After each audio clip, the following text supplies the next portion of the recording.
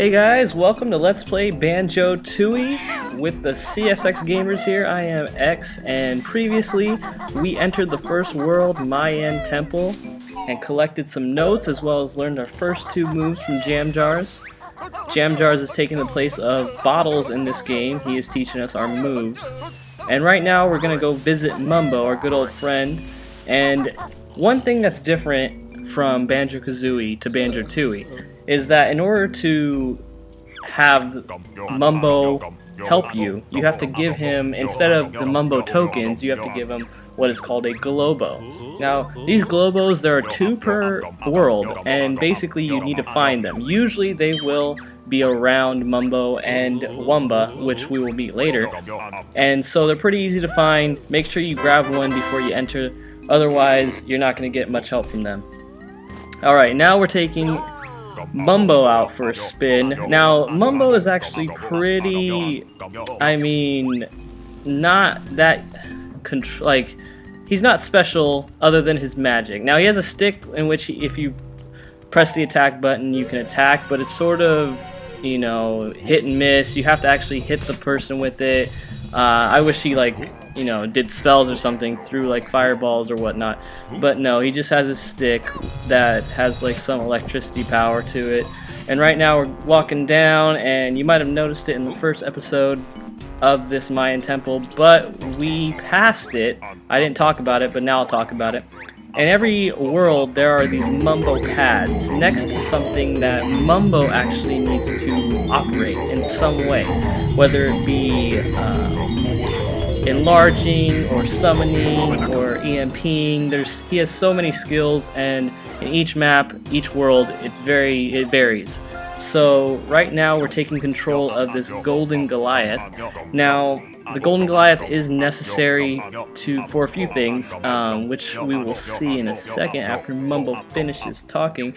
Now again, Mumbo will basically explain everything he does the first time, but if you do it again, he won't explain. So now we're going to this first door, and if you notice, there's a crack, and you can just kick it right in. Yeah. Alright. Always do the top one first, then you should have enough time to do everything else you need to do with the Goliath. Otherwise, you'll probably have to take it out twice. But I think I can do it all in one try. Let's kick this rock right here. Now, you can do this with the Goliath, or you can come back later after you go to World 2 and learn a move and deal with it then. But again, I'm trying to do a faster playthrough here.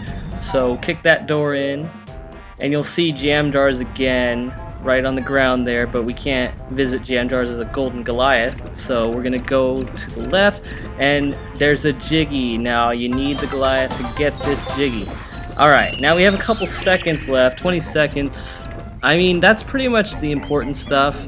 I'm gonna go ahead and kick this door in to this temple right here, and we'll show you what's inside this temple a little bit later. Basically, we have to come back every now and again. That's basically the only reason you'll be coming back to Mayan Temple after we collect all the Jiggies here, and I'll explain that later. The Golden Goliath has ran out. That is all you need Mumbo for in the first world. That's pretty simple, right? His job definitely gets harder. Well, in some worlds it gets harder. In some worlds it's actually a bit easier. I can think of World 4, and his job's actually pretty simple in World 4. That was pretty simple. It was pretty fun too to get to control the Golden Goliath. I know a lot of people love kicking things in. You can also kick in those dart shooters too if you want to, but that's just for fun. Those dart shooters can't hurt you. So why hurt it? For the most part. I get angry when it hits me with the dart, and then I take it out just for spite, but other than that, now we're going to be Banjo again and do a couple rolls here. Now, the important thing now is to take care of a couple more Jiggies. Now, why did I do Mumbo first? Well, it's because I want to get that part out of the way. It's a pretty tedious part. I like to get all the parts that involve you being in certain areas done first. So this area with Mumbo in this temple, I'm going to take out first. Oh, what am I doing? Oh, sorry guys. We are now going to enter Target Zan's temple. Now, Target Zan is actually the first boss, And yeah, there are bosses in Banjo Tooie, one per world, with one exception, but I can pretty much consider that one exception to not be an exception, and we'll see that a little bit later. Now, in order to get the first Jiggy, we need to collect 10 of these little green icon Target Zan crystal things. Yeah, there's 2 right in the beginning. Make sure you grab those, otherwise you'll be circling. I'm gonna try to do this without circling. Now you're gonna press the action button to get in. Whether if you're playing on the N64, it'll be A. If you're playing on the Xbox, it'll be A as well. Well, that actually might be B on the N64. I'm sorry. Oh, come on. Hit the target. Now, I didn't do this in the first video, but you can actually take out these dart shooters if you hit them right in that temple area. So basically try to hit it. I suck at aiming. I already explained it in the first video, and the first gameplay video, that the aiming on the Xbox is ridiculously hard for this game. I mean, I wish there was a sensitivity option. I really haven't checked too deep. I went to the options, they didn't seem to have it. So I mean, if you know of a way to fix the sensitivity, maybe it's in the main menu, leave a comment, you know, and while you're at it, subscribe and like, please guys. I mean, I'm going to be doing a bunch of playthroughs. This is just the tip of the iceberg right here. If you want to be on this LP journey with me as I learn the tricks and trades of LPing, again, this is my very first LP, and I'm doing the game I love the most. I know it's been done several times before by many people, but I can understand why. This is such a great game to do an LP on, so I mean, why not do it as my first LP? I'm here to have fun. I'm sure most of you are watching for fun. You know, no one's taking this too seriously. There's the 10th one, the slightly sacred chamber. That doesn't even sound cool. I mean, there is a Jiggy in there, so don't worry. It's not, you know, a bust.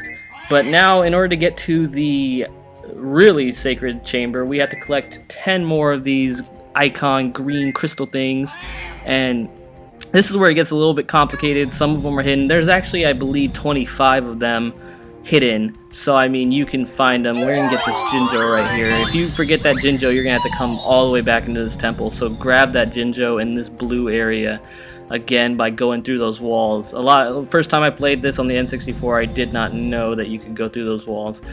And there's a dragon thing. Honestly, I'm so sorry. I forgot the name of it. I know it starts with dragon though. Oh wow, 3 of them right in this tunnel. See, if you don't know how to open these little tunnel doors, you're missing out. There's the slightly sacred chamber. We're gonna collect. Well, oh, they leave 2 again. I got the golden egg. That dragon thingy was guarding it. So the golden egg is basically rapid fire for as long as the timer sets. If you can, grab that before you enter the really sacred chamber. I didn't, clearly, because I grabbed it right now, but I mean, if you can grab it before you enter the really sacred chamber, it would actually make the boss battle a lot easier.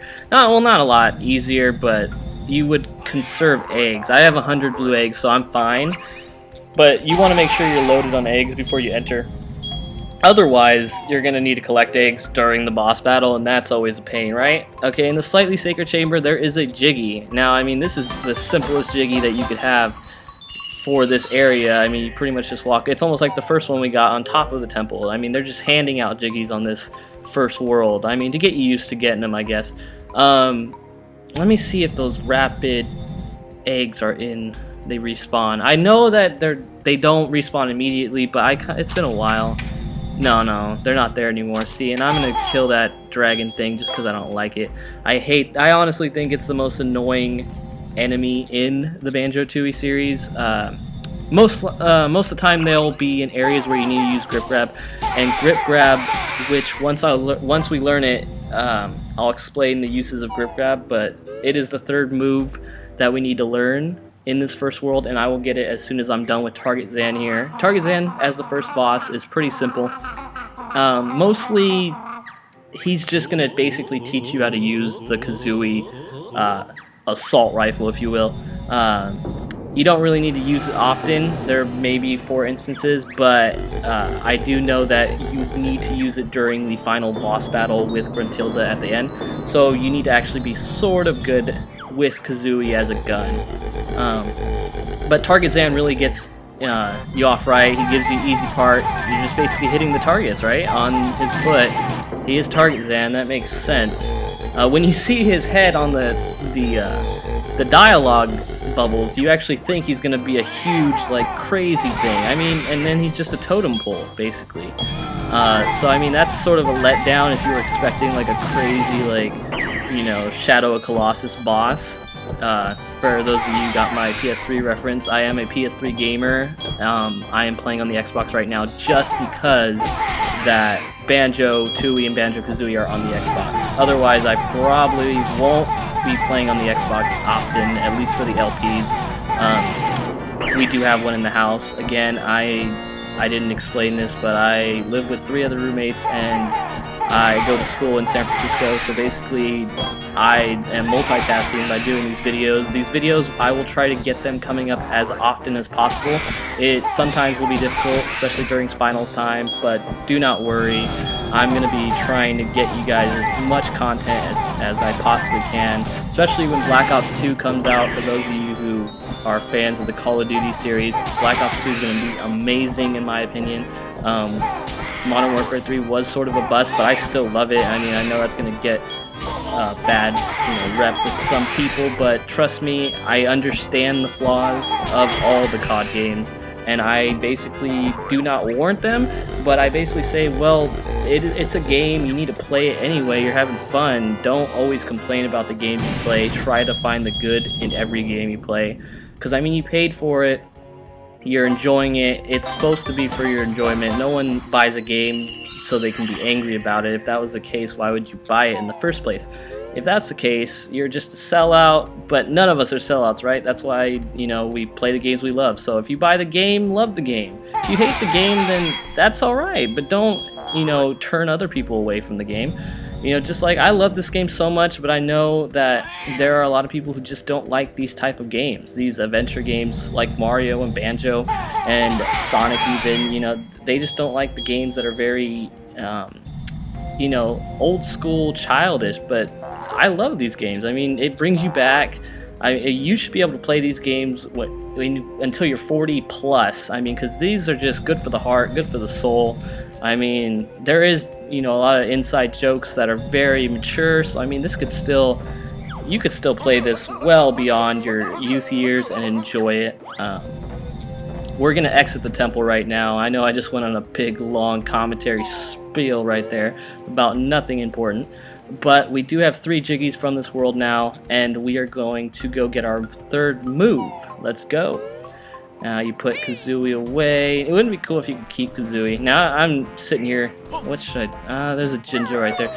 Now, again, yeah, you can grab that Jinjo right there, but I have to go back there anyway, so I'm going to grab the Jinjo later instead of crossing halfway through the bridge, grabbing the Jinjo, and then coming back later.